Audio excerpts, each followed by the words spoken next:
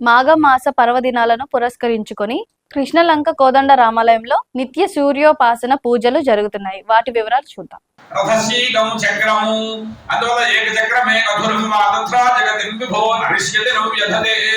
సూర్యోపాసనలో భాగంగా రథసప్తమి రోజున ఆద్య సప్తమ దివస ప్రయుక్త సూర్యయంత్ర ప్రతిష్టాపనతో ప్రారంభమై క్షీరాన్న పచనం, మహాసౌర, అరుణ, సౌరాష్టాక్షరి మహామంత్ర హోమాదులు, ద్వాదశావరణార్చనలు జరిగాయి. అనంతరం సూర్య సహస్రనామార్చన, నీరాజన మంత్రపుష్పములు, ఆదిత్య హృదయం, సూర్య స్తోత్ర పారాయణలు జరిగాయి.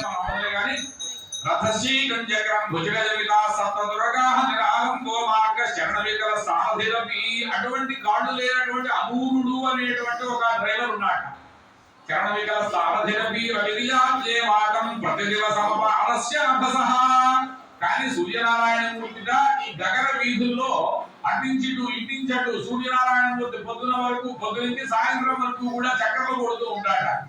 రవి విజయాత్యేవాంతం ప్రతిదిన సమపారస్య నభసః క్రియాసిద్ధి సత్వే భవతి మహతాన్నోపకరణే.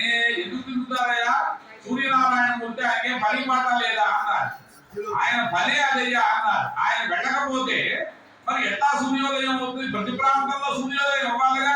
ఇప్పుడు మనకి హైదరాబాద్ ఉందండి. అనంతరం శ్రీ సూర్య ఆరాధన, రథసప్తమి విశిష్టతల గురించి వేద భాష్య పండితులైన బ్రహ్మశ్రీ విష్ణుభట్ల రామలింగేశ్వర సుబ్రహ్మణ్య సలక్షణ ఘనాపాటిచే భక్తులకు అనుగ్రహ భాషణ జరిగింది.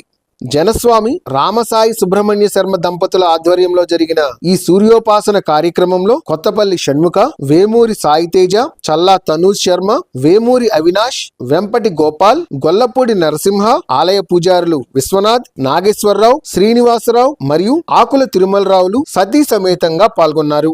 భక్తులు అధిక సంఖ్యలో పాల్గొన్న ఈ కార్యక్రమ అనంతరం భక్తులకు ఆశీర్వచన భాషణలు, తీర్థప్రసాద వితరణ జరిపారు.